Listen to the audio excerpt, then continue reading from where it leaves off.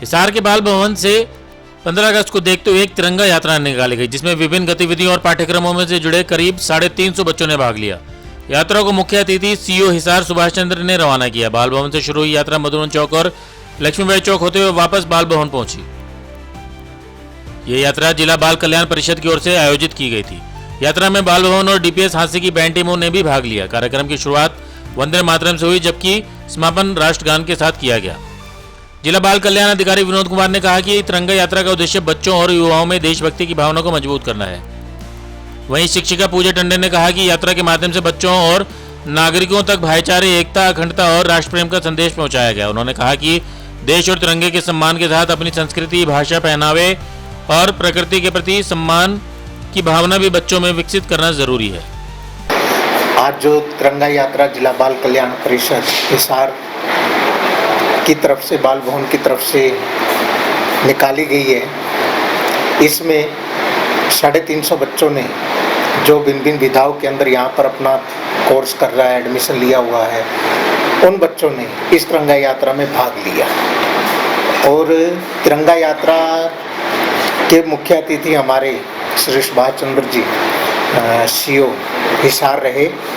उन्होंने अपने वक्तव्य में कहा कि प्रत्येक बच्चे को तिरंगे का मान सम्मान करना चाहिए और जो तिरंगा यात्रा की जा रही है, इस तिरंगा यात्रा में बढ़ चढ़कर प्रत्येक बच्चे को भाग लेना चाहिए। तो ये तिरंगा यात्रा कहाँ से कहाँ तक निकाली गई? इस तिरंगा यात्रा का हमने रूट बनाया था, बाल भवन से तिरंगा यात्रा चलेगी और ये 20-20 के गण में चलेगी। और इसमें 2 हमारी बैंड टीम थी, एक बाल भवन की बैंड टीम थी, एक डीपीएस हांसी स्कूल की बैंड टीम थी। ये टीमें आगे और पीछे थी और बीच में हमारे जो एक्टिविटी में बच्चे कोर्स कर रहे हैं वो बच्चे थे। इस बाल भवन से चलिए, उसके बाद फिर मधुबन चौक से लक्ष्मीबाई चौक से वापस मधुबन चौक से फिर वापस बाल भवन में इसका समापन किया गया। शुरुआत हमने वंदे मातरम से शुरू की और अंत में हमने राष्ट्रीय गान किया। तो बच्चों में इस यात्रा को लेकर किस प्रकार का जोश देखने मिलेगा? बच्चों में कई बच्चों ने ये कहा कि ऐसी यात्राएं 26 जनवरी पर, 15 अगस्त पर जो हमारे पर्व हैं उन पर निकालनी चाहिए, ताकि समाज को भी पता लगे कि आज का युवा किस ओर बढ़ रहा है और युवाओं के अंदर देशभक्ति की भावना किस प्रकार बढ़ रही है।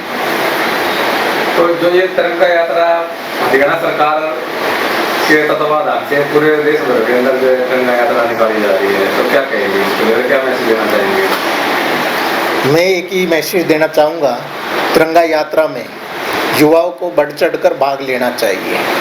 युवाओं के अंदर देशभक्ति की भावना पैदा होनी चाहिए और युवा नहीं, समाज का प्रत्येक छोटा बड़ा नागरिक जो भी है इन तिरंगा यात्राओं में बढ़ चढ़कर भाग ले, ऐसी मेरी सभी से अपील है। यात्रा को लेकर तो सर ये है कि सभी हमारे जो बाल भवन के स्टूडेंट्स हैं और जो हमारे स्कूल के स्टूडेंट्स हैं या हमारे स्किल्स के जितने भी स्टूडेंट्स हैं, उनके साथ साथ जो हमारे देश के प्रत्येक नागरिक है, देश के प्रत्येक नागरिक को हम चाहते हैं कि इस तिरंगा यात्रा के माध्यम से हम सब में भाईचारा, एकता और अखंडता का मैसेज जो है उन तक हम पहुंचाएं।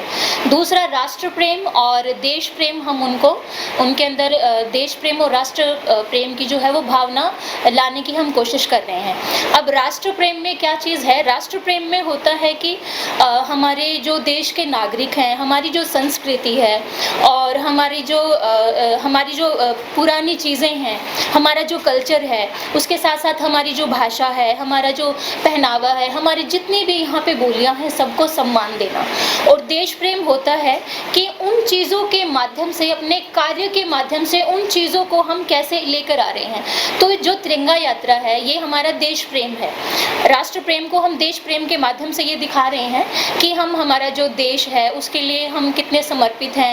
तिरंगा यात्रा के माध्यम से हम ये सारी चीज़ें जो हैं हमारे बच्चों में और देश के प्रत्येक नागरिक तक इस संदेश को पहुंचाना चाहते हैं। तो हर साल निकाली जाती है तिरंगा यात्रा? हाँ सर, बाल भवन में हमें हर साल तिरंगा यात्रा निकाली जाती है। क्या संदेश देना चाहेंगे? संदेश यही है सर कि देश के प्रत्येक नागरिक को, चाहे वो बच्चा है, युवा है या वो वृद्ध अवस्था में है, वो महिला है, पुरुष है, सबको हमारे देश का सम्मान करना चाहिए और हमारे तिरंगे का सम्मान करना चाहिए।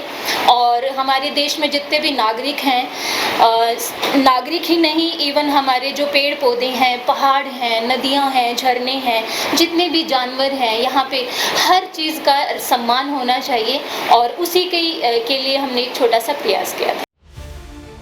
ब्यूरो रिपोर्ट, नई ताज़ा न्यूज़, हिसार।